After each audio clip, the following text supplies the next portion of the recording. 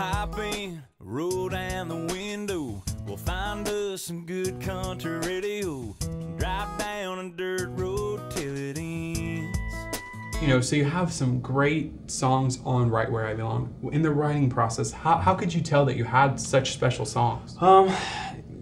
When you're writing, sometimes you don't know if you've got the best songs. There was a moment where I thought, hey, this is some. I think we've got some good stuff here. Mm-hmm. I've been writing with a guy named Troy Johnson, and he kept saying, hey, let's produce some of this music. And another guy we were writing with, Jack Williams, was like, you need to, we've got some really good songs here. So I'd made one record. You think it's going to blow up and get you a huge record deal, and it doesn't, and then you're disappointed.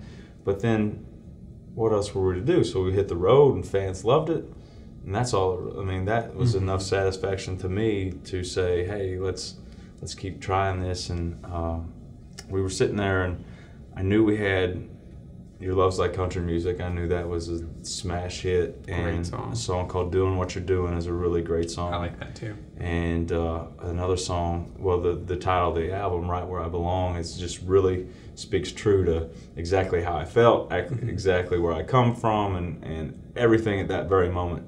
And we went in and cut it with my band and spent about 3 months on it and put it out, saying, oh man, what's it gonna do? Are people gonna like it? Are they gonna hate it? You never know. So it turned out great, and it's been a lot of fun songs to play live too.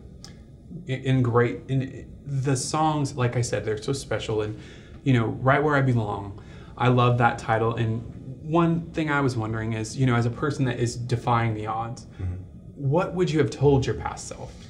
Man, to tell thinking back, if I would go back to the guy who was sitting there in Bloomington, Indiana in about 2006 making excuses for not wanting to chase his dream, I would go back and say, you've just got to do it. You got to burn your ships right now. If it's what you want to do, you got to get down to Music City. It's where all music is being made right now. Some of the best music is coming out of this town. There's so many talented people down here, talented songwriters, talented people in all aspects. Yourself, all kinds of people who are doing great things down here.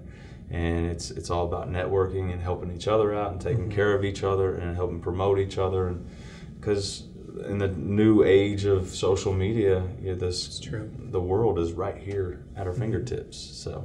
Well, I love Nashville and everything you said, because I believe you can do anything in this town. Anytime someone tells me that they want to move to Nashville, I say, do it. That's the city where my dreams came true. And for you saying that as well, it's such a validation to the people who are yearning to do what we're doing, Absolutely.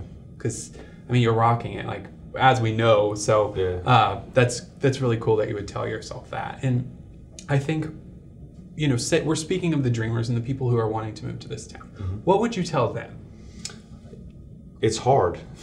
It's hard. If you're going to make the move to Nashville, or not even Nashville, if you're going to move to New York, to Chicago, whatever you're going to do with what your dream is, it's hard. It is hard. And you got to have some thick skin, and you have to believe in yourself, and don't let any no stand in your way, because I've been told no so many times, and if the second one would have got me, I would have been gone in the first day. So, it's just, you got to believe in yourself and keep a good, close group of people around you who support you and love you.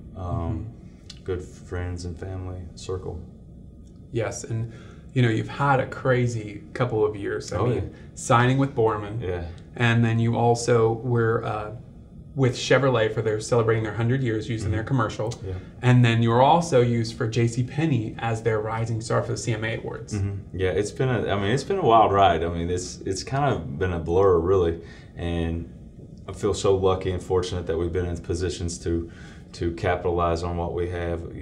It's funny thinking back. I was hoping that Mama Sue could be here today when we filmed this video, because when we were sitting in her office, she was going through managers of, you should have this manager, this manager, this manager, and Gary Borman was one of those managers. And at the time, I'm thinking, no way, why in the world is he going to want to have anything to do with me when he's got Faith Hill and Lana, and this little Australian guy, Keith Irvin, it's like, what? Like, what's he going to want with me? So it's really, really that's been really cool, and to, you know, to have met a lot of the people that we've got to meet recently, it's just been an unreal experience that my sister probably thinks it's cooler meeting Justin Timberlake than I was just, well, it's Justin Timberlake. He's just another guy. My sister was like going, oh my gosh, you know. So it's been a really, really, really neat run this last 2 years, and we got a lot of even the last year. So we've got a lot of cool stuff in the works, and excited. Yeah. It's the thing though, you're always hungry for more, you know. It's like true. Sometimes you just gotta sit back and go, okay, I'm gonna take today and appreciate where we are and how far we've come. Yes, and speaking, you know, of Mama Sue, she would be the first person to tell you that. So that's funny that you say that. So come on, girl, turn it up and blow them speakers right out of my truck. Oh, I can't get enough.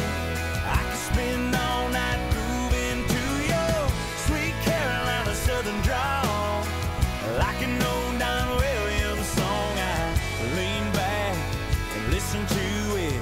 Your love is like country